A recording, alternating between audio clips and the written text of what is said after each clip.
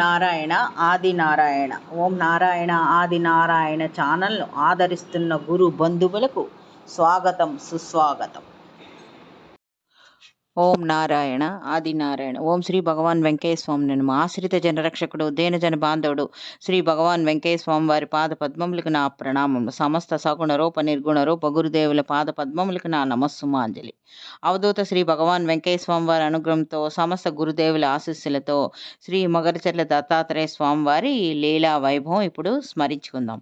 ఓం నారాయణ ఆది నారాయణ. ఓం శ్రీ గణేశన్, ఓం శ్రీ సరస్వతను, ఓం శ్రీ గురుభ్యో నమః. ఇప్పుడు స్మరించుకునే ఈ లీలలో ఒక భక్తుడి నిస్వార్థమైన కోరిక, అది ఇప్పుడు స్మరించుకుందాం.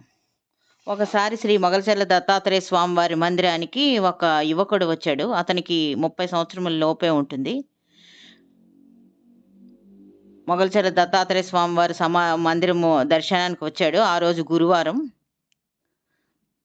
అతను వచ్చి నాగేంద్ర ప్రసాద్ గారితో ఇలా చెప్పాడు. అతని పేరు సీతారామని, బెంగళూరులో ఉద్యోగం చేస్తున్నట్టు, తర్వాత గత 6 నెలల నుంచి ఫేస్బుక్లో, వాట్సాప్లో స్వామివారి గురించి మందిర విశేషాలు చదువుతూ ఉన్నానని, ఎందుకనో ఒకసారి స్వామివారి మందిరం దర్శించి వస్తే బాగుంటుందని బలంగా అనిపించిందని, అందుకని ఎలాగూ 2 రోజులు సెలవులని నిర్ణయం తీసుకొని ఆ రోజు రాత్రి బస్ ఎక్కి మొగల్చెర్ల వచ్చినట్టు అతను నాగేంద్ర ప్రసాద్ గారికి చెప్పాడు.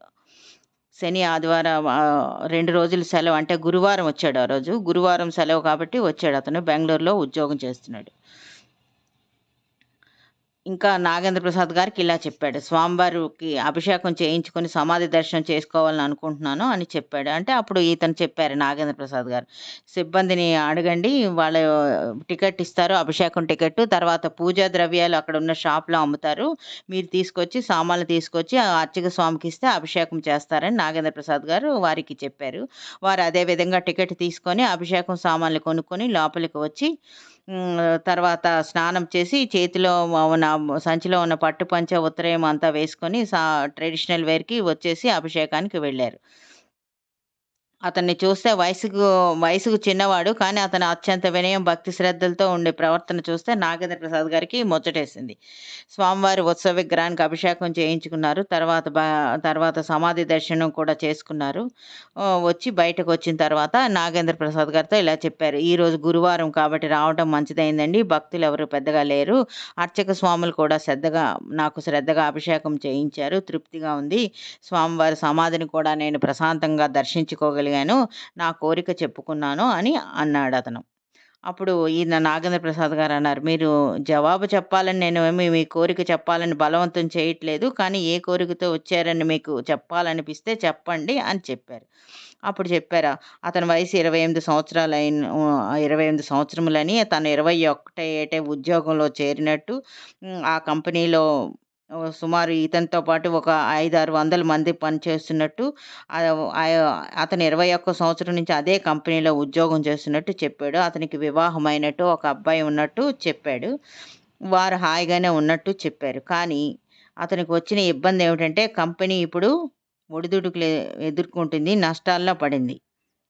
దానితో కంపెనీ ఆర్థిక పరిస్థితి కోసం ఇతను స్వామివారిని మొక్కుకున్నాడు. అతను ఇలా చెప్పాడనమాట, అతనికి ఉన్న అనుభవంతో వేరే చోట ఉద్యోగం వస్తుంది, కానీ మొదటి నుంచి ఆదరించిన కంపెనీ కోసం ప్రార్థించాలని వచ్చాను నేను అని, స్వామివారికి ప్రార్థించాలని వచ్చాను అని నాగేంద్ర ప్రసాద్ గారితో చెప్పారు. స్వామివారు చూస్తే కంపెనీ భవిష్యత్తు బాగుంటుంది, ఇంకా నాలాంటి వాళ్ళకి ఎంతోమందికి అన్నం పెడుతుంది కంపెనీ బాగుంటే అని స్వామివారిని మొక్కుకొని వచ్చాడు అతను. ఆ రోజంతా స్వామివారి చరిత్ర పారాయణ చేస్తూ గడిపాడు. మండపంలోనే పడుకున్నాడు. తెల్లవారు లేచిన తర్వాత స్నానాధికారులు ఇది ముగించుకొని స్వామివారి సమాధి దర్శనం చేసుకొని వెళ్ళిపోయాడు.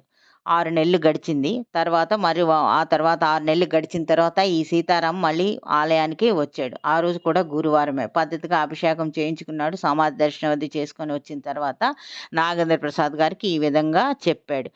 నాగేంద్ర ప్రసాద్ గారు, అంతా బాగుందండి, కంపెనీ బాగుంది, ఇప్పుడు కొన్ని కొత్త ప్రాజెక్టులు కూడా వచ్చాయి, నేను కొత్త ప్రాజెక్ట్ హెడ్గా ఉన్నాను, అందుకే స్వామివారికి కృతజ్ఞతలు చెప్పుకోవడానికి వచ్చాను అని నాగేంద్ర ప్రసాద్ గారికి చెప్పాడు. ఇంకొక లీల. ఈ కుర్రాడి పేరు మాల్యాద్రి, ఊరు బట్టువారిపాలెం. ఇంజినీరింగ్ చదువుతున్నాడు. మూడో సంవత్సరం, 2 సంవత్సరం బానే గడిచింది. మూడో సంవత్సరంలో ఉన్నప్పుడు ఈ ఈ కుర్రవాడికి జ్వరమొచ్చింది. 1, 2 సార్లు వాంతులయ్యాయి. డాక్టర్ దగ్గరికి వెళ్లి చూపించుకున్నారు. మందులు వాడాడు. 1, 2 రోజులు ఉపశమనం కలిగింది. కానీ జ్వరం, వాంతులు అలాగే ఉన్నాయి. ఇంకా కాలేజీకి కూడా వెళ్ళలేకపోయాడు. ఎగ్జామ్స్ కూడా రాయలేకపోతున్నాడు. ఇది వీరి తండ్రి ఈ మాల్యాద్రి తండ్రి అశ్రద్ధ ఒంగోలులో ఉన్న తన శక్తి మేరకన్న అంత వైద్యం అందింపచేశారు. కార్పొరేట్ హాస్పిటల్, పెద్ద పెద్ద హాస్పిటల్‌లో చూపించారు. రోజులు కాస్త నెలల్లోకి మారిపోయాయి. కానీ ఈ కుమారుడికి ఆరోగ్యం, వారి అబ్బాయికి, ఈ అబ్బాయికి ఆరోగ్యం చేకూరలేదు. ఆరోగ్యం మరింతగా క్షీణిస్తుంది. చదువు కూడా దెబ్బతింది. దాంతో వీరికి శ్రేయోభిలాషులు ఇలా చెప్పారు. మొగల్చర్ల దత్తాత్రేయ స్వామి వారి దగ్గరకు తీసుకువెళ్ళండి. అబ్బాయికి బావుంటుందేమో అని అన్నారు. అంటే వారు అంతకుముందే ఎన్నో హాస్పిటల్‌లు, కార్పొరేట్ హాస్పిటల్‌లు, పెద్ద హాస్పిటల్స్ అన్నీ తిరిగారు. తిరిగితే ఒక దగ్గర రక్తహీనతని బ్లడ్ ఎక్కించాము ఎక్కించారు. కానీ ఏమి అయినా ఒక 4 రోజులు ఉపశమనం కలిగింది. మళ్ళీ మామూలే. జ్వరం, వాంతులు ఆ కుర్రవాడికి తగ్గడం లేదు. ఇంకా ఈ అబ్బాయి ఏమవుతాడో అని అనిపిస్తున్న టైంలో శ్రేయోభిలాషులు చెప్పారు. మొగల్చర్ల దత్తాత్రేయ స్వామి వారి దగ్గరికి తీసుకువెళ్ళండి. అబ్బాయికి బావుంటుందని. దానితో స్వామివారి మీద భారం వేసి మొగల్చర్ల వచ్చారు. ఈ అబ్బాయి తండ్రి కుమారుడిని తీసుకొని జనవరి 7వ తారీఖు ఏ ఏడవ తేరే తే అంటే జనవరి 7 ఆ టైంలో అనమాట స్వామివారి సన్నిధికి తీసుకొచ్చారు. మరుసటి రోజు ఉదయమే స్వామివారికి ఉదయం నుంచి కుమారుడి చేత వచ్చిన తర్వాత ఈ అబ్బాయి తండ్రి ఏం చేశారంటే ఉదయం, సాయంత్రం స్వామివారి మందిరం చుట్టూ ప్రదక్షిణాలు చేయించారు. ఈ మాల్యాద్రి కూడా భక్తిగా ప్రదక్షిణాలు చేశాడు. అలా ఒకరోజు, 2 రోజులు కాదు 3 నెలల పాటు స్వామివారి మందిరం వద్దే వారు ఉండిపోయారు. ఉదయం, సాయంత్రం ప్రదక్షిణాలు చేయసాగారు. ఇంకా ఆ అబ్బాయిలో క్రమక్రమంగా మార్పు వచ్చిందనమాట. జ్వరం కొద్దిగా తగ్గింది. వాంతులు తగ్గాయి. ఈ 3 నెలలు స్వామివారి వద్ద 2 పూటలా అతను చేసిన ప్రదక్షిణాలే అతనికి వైద్యం అనమాట. ఇంకే మందులు అతను వాడలేదు. దాంతో పరిపూర్ణ ఆరోగ్యం ఈ కుర్రవాడికి చేకూరింది. అప్పుడు ఇంకా ఆరోగ్యం బాగుపడింది. ఇంకా అనారోగ్యంతో ఉన్నప్పుడు నేను పరీక్షలు కూడా రాయలేదు. ఇప్పుడు మళ్ళీ వాటిని రాస్తాను. స్వామివారి దయ వల్ల ఈ సంవత్సరం నాకు ఇంజినీరింగ్ పూర్తవుతుంది అని తర్వాత వచ్చినప్పుడు నాగేంద్ర ప్రసాద్ గారికి ఈ కుర్రవాడు చెప్పాడనమాట.